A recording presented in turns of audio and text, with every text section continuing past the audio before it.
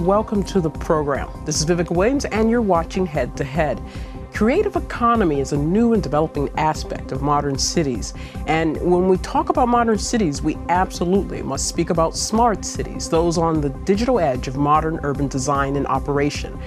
Recently, Kyiv held its third annual Kyiv Smart City Forum to bring together those interested in just that. And so joining us today to discuss this event, as well as the idea of smart cities and creative economy, is John Hawkins. He's the author of The Creative Economy and a regular consultant. Thank you so much for being with us today. Good to be here. Thank you. So today you came to the Kyiv Smart Cities Forum. And can you give us your impressions on what you saw about what Kyiv's developing and where you think it's headed?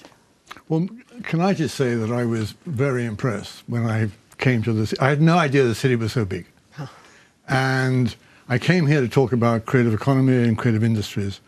And I was very impressed with the people I met there and the energy that's here, particularly with the young people. Yeah, so I've had a great day. Oh, wonderful. This is something that's people find surprising, but is also very common, this atmosphere of innovation and this eagerness to evolve and to be creative. Yes.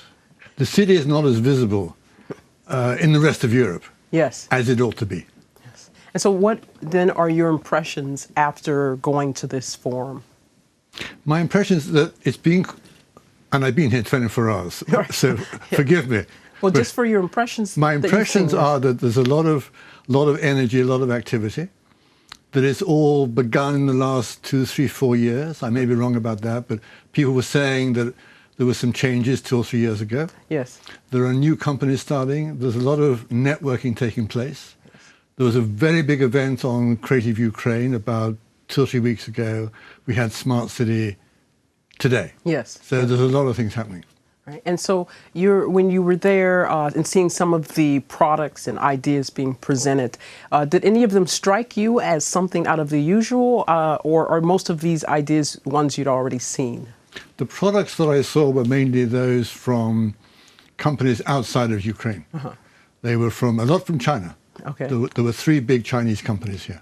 Mm-hmm. There were American companies here. There were a few European companies here. And they were selling their tech. Right. Their devices, their equipment. But what about what are some of the technology then that you see that would be useful to a city and even a country really starting to adopt the best maybe ideas of technology to adopt initially when undertaking what we were really talking about was what the government is doing on smart cities. Yes. We were talking about the Smart City Initiative. Right. We were talking about policies and organizations. Yes. And entrepreneurs. We were not so much talking about Ukrainian technology. Well, it's more, and when I was meaning as well, yes, what should a city, as we see, look at Kyiv, how should they adopt this and how, and in what ways? The main priority is, I think, is to make the city a more efficient, reliable, well-run place. Uh-huh. I was here to talk about creativity. Yes. And I said that's about living on the edge. But at the end of all that, you want to be able to walk home safely at night. Right, absolutely. So the smart city is the place that gets you home safely at night. It's a buzzword, but what goes into making smart cities is and the outcome of it. And so what's some of the advice you give then in looking at creating smart cities for using creative economy, I think is what you talk about mostly. Yes, uh-huh. Yes. What I was saying, because somebody asked me that particular question, I said I can't advise on the tech that you have, but it's really important for the city authorities, the municipal authorities, to listen to the concerns of the people. What are the concerns? Is it about the buses? Is it about the street lighting? Is it about the refuse collection? In what way is the city not learning? Right. I talk about a learning city. Right. Are the people in the city, are they learning? When they know something's wrong, are they doing something about it? Well, this is the essence of smart design, right? It's not to build something that looks pretty. You build something based on how people use it. Yeah. It's not often about the money. It's not often about complicated tech. It's about doing something that is often very obvious and actually very easy to do and has an immediate impact on the day-to-day lives of the people living there. And so when we talk about creative economy, what actually is the essence of this? What does this boil down to? It's the sort of thing that you're doing here in the studio. It's using ideas to work, using your personal ideas in your work. So it's mainly art and culture, it's media, television, it's design, and it's innovation. Those are the main areas of the creative economy. But I also say, and I was saying very much today, that creativity is not just limited to those industries, but creativity exists in everybody, and everybody should be encouraged to be creative. And so then going from there, what are the other words then that you speak about, some practical aspects or putting this into, building this into the way a city thinks, the way administrators think? I've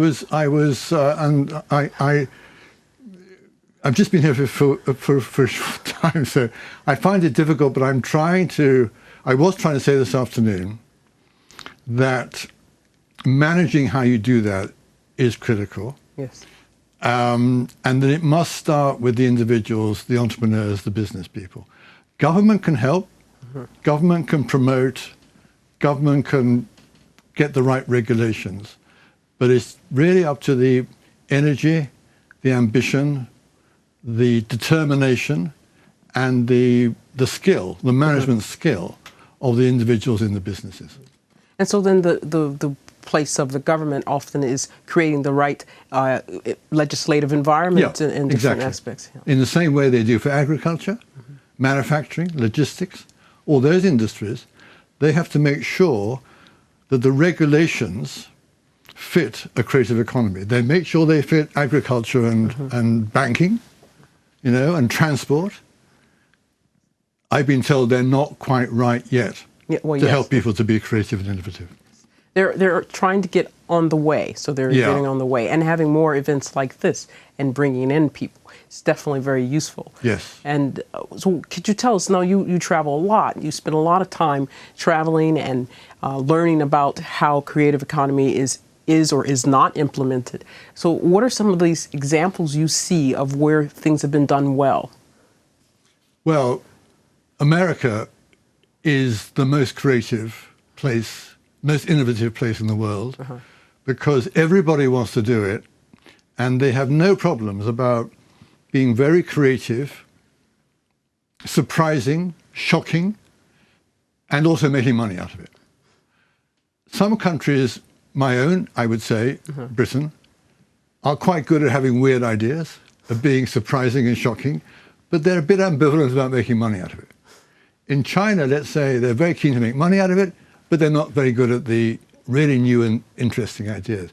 So you've got to get a balance between having new ideas that are really new and exciting, really exciting, and you've got to work out how you're going to make money out of it. It's those two skills. It's the pure creativity, if you like, and the business management. And it's where those two come together. Those are the countries that really succeed. And what examples, are there any specific examples that come to mind for you of where this has really worked very well? Well, look at Silicon Valley. Look at Hollywood. They're pretty good. The way the New York business ran radio and television, the American networks based in New York were very good. My own country, we export more television now than any other country, including America. Wow. Milan, they've worked out how to do design. Yes. They are incredibly good at design. So it's finding, so it's for a country or a city, finding its niche. Finding its niche. And I did ask today, I said, what is Ukraine really good at? Let's find out what you're really good. Don't try and do everything. Right. And many countries, they look to heritage and culture. It's nice, but it's not going to make a business. Right. Find out something that you're really good at and that you can sell to the world. And the thing we see that Ukraine's really excelling at and has been becoming the top rated in, especially the UK, I think, is the top #1 source for outsourcing. Yes. For IT. So this is often one of the fields in which Ukraine shines. That's right. And I'm working in Manila in the Philippines at the moment. They do a lot of outsourcing It's a big, big sector, business outsourcing. And they want to use those tech skills that they've developed to promote their own creativity. So I would go to the people who are really good at outsourcing in Ukraine, and I would say, look, don't do outsourcing for somebody else. Work with me to use those tech skills to develop a product or service made in Ukraine and we can sell worldwide. And this is the stuff we see as well now that Ukrainians have such a huge entrepreneur spirit. We see a lot of great products coming out of here. I think there's, there's so many I could name, but I won't. But being able to develop that creative spirit. So what are some of the other aspects of creative economy that you've talked about in the past? Intellectual property is really important. Copyright and patents and trademarks. And this is an issue that Ukraine has, is very poor compliance with intellectual property. That is a mistake. That's a mistake. You've got to have international standards. You've got to know, the lawyers have got to know what the law is. The business people have got to know the deals to make on intellectual property. And the investors have got to understand that a copyright or a patent or a trademark is just as valuable as land or a factory. So everybody's got to understand from their own professional business viewpoint the value of intellectual property. And this is a very good question. That's something where the government can really help. And this is a really good question because my colleagues and we've had a lot of conversations with our Ukrainian counterparts or just around the country with this different understanding of intellectual property rights. And often there's this idea of, well, how can someone claim or copyright an idea? Once it's out there, it's free, anyone should be able to use it. So for case in point, we have McDonald's.